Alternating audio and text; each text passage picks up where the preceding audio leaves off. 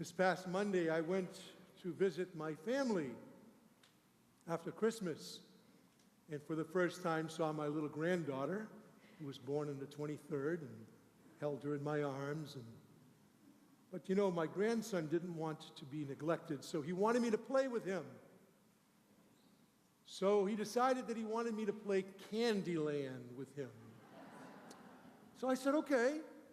So we sat down and we set the board up and we started to play the game, and pretty quick, we went into the game but 2 minutes, couple minutes, and he started making all kinds of moves on the board that, jumping from here to here, and he started changing the rules of the game.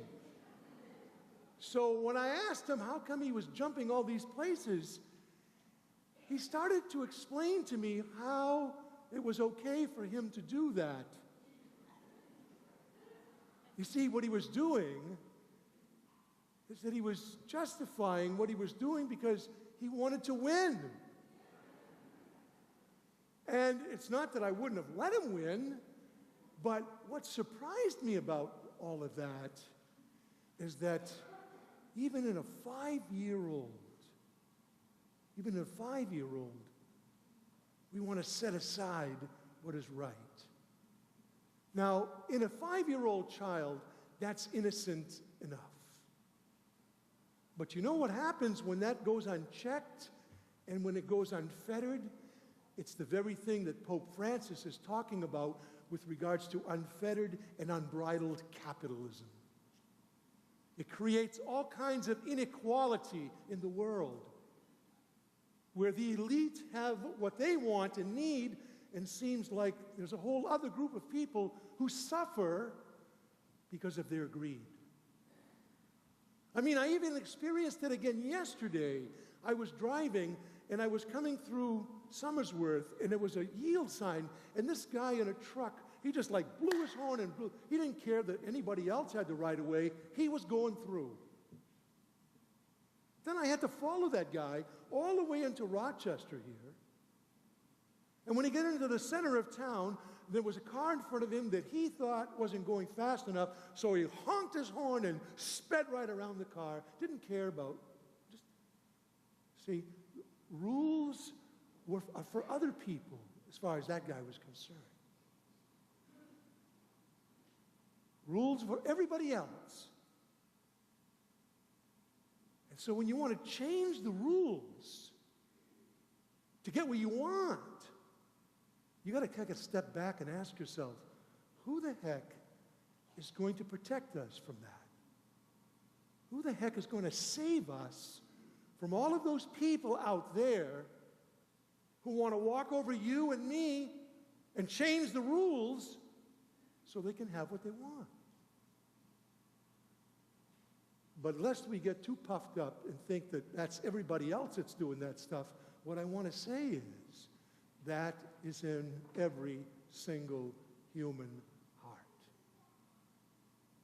It is the effects of what we call original sin.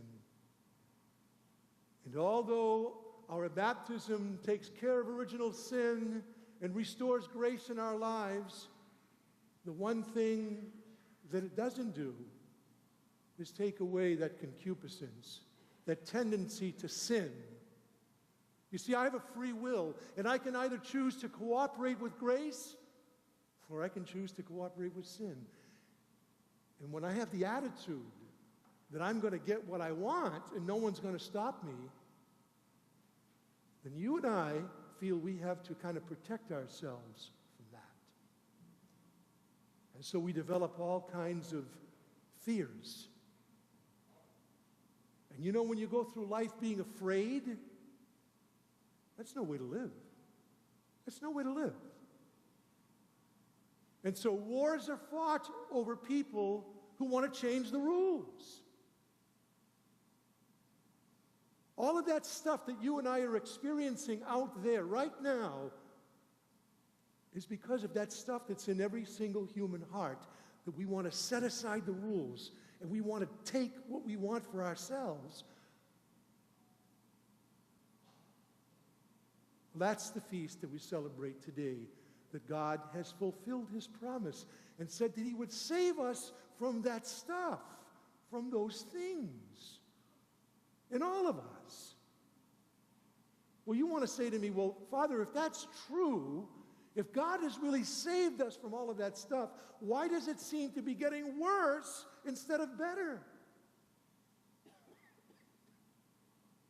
Well, the truth of the matter is, I don't think it is getting worse. I think it is getting better. It's just that you and I have a tendency to focus on what we can see as opposed to what we cannot see. And so the unseen goes unnoticed. And what is unnoticed is not paid any attention to at all. You know, in the Old Testament, there is, in the book of the prophet Daniel, there's a king, and he has a dream, and he sees these fingers writing on the wall. You know the old saying, you see the handwriting on the wall? That's where that comes from. And so he has a dream, and he sees the handwriting on the wall, and he can't figure out what's the purpose, what's the meaning of this dream. And so Daniel has been given this gift by God to be able to solve the king's mystery. And so he says to the king, you know, king, there's going to be 4 kingdoms, and the statue that you saw in your dream, you're the head, it was made of gold. And then another part of the body was made of something else, and different parts of the body were made of different things. And he said, in the dream, he said, yours, O king, you're the head of gold, but your kingdom is going to come to an end. And another kingdom is going to consume yours. And another kingdom is going to consume that kingdom. And that kingdom will be consumed by another kingdom. You see what I'm saying? Greed. But God is going to establish a kingdom in the world that shall never be destroyed or delivered up to anybody else. Rather, it shall break in pieces all those kingdoms and put an end to all of the greed, and it shall stand forever. This is the mystery that St. Paul is talking about when he talks about in the second reading that for thousands of years there has been a mystery that people have been waiting to be revealed. People have been waiting for the promises of God to be revealed to them. And Paul says it has been revealed to him. And he takes us right back to the Old Testament in the book of Genesis. And the passage that he uses to reveal the mystery is this. For this reason, a man shall leave his father and mother and be joined to his wife, and the two shall become one flesh. Paul says, this is the great mystery, which is in reference to Christ and the church. Paul uses the mystery of marriage. He's saying the icon of marriage between a man and a woman is the revelation that God is using to reveal to us the mystery of Christ. God is asking us to see in this mystery something very extraordinary revealed in the ordinary. Paul says that the mystery of marriage between a man and a woman reveals the greater mystery in Christ of the marriage between humanity and divinity. And that is why there is such a fight right now in our culture to protect the sovereignty of a biblical marriage. Because if we lose sight of this understanding and this image of this mystery, we will lose sight of that mystery. And if we lose sight of that mystery, then we will lose sight of our dignity. Because our dignity lies in that manger. You see, that baby grew up to be that man.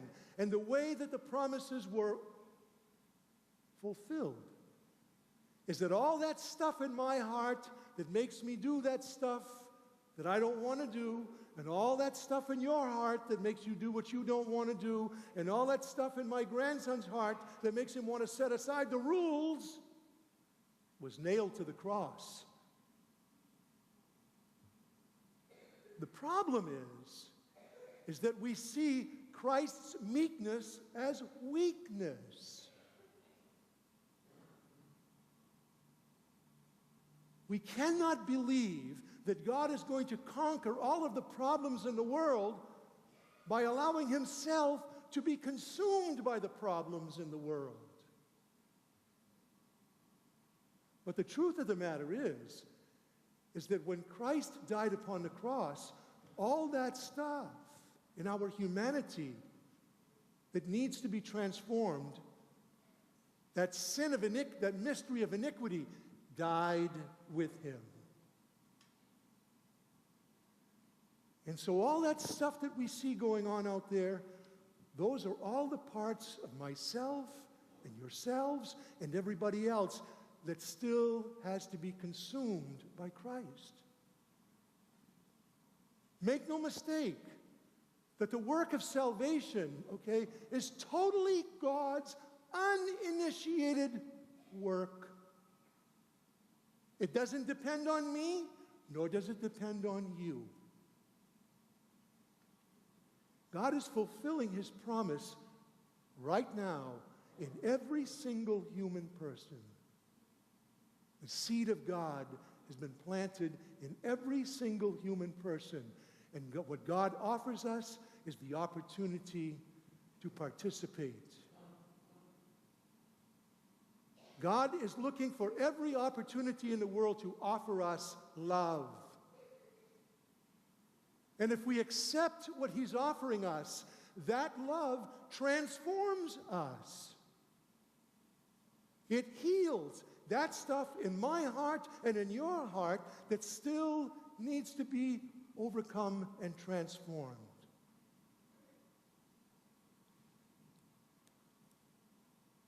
Christ came into the world to set up a kingdom of truth and life. A kingdom of holiness and grace. A kingdom of justice, love, and peace. This is right from the preface, from the feast of Christ the King. The kingdom of God came to undo everything that sin in the world continues to work at. Love and grace are actively, presently working in the world right now. And what God is asking you and I to believe, and what God is asking you and I to see, is that he is doing some very, very extraordinary things through very ordinary means. He's asking us to accept that in this child is the answer to all of the problems that plague you and I right now. All of the problems they can't solve in Washington, D.C. or the United Nations, the answer is right there. You see, the problem is that the information, a lot of the information that you and I are listening to on television is being filtered through politics and government. Father Federico Lombardi says, if you want to understand Pope Francis, then process everything Pope Francis is saying through the gospel of Jesus Christ. Through the gospel of Jesus Christ.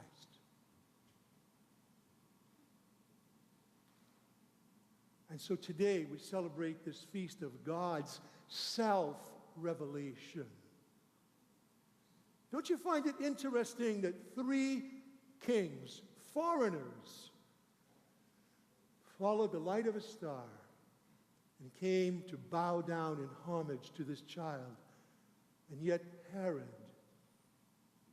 wanted to destroy him because he was filled with fear.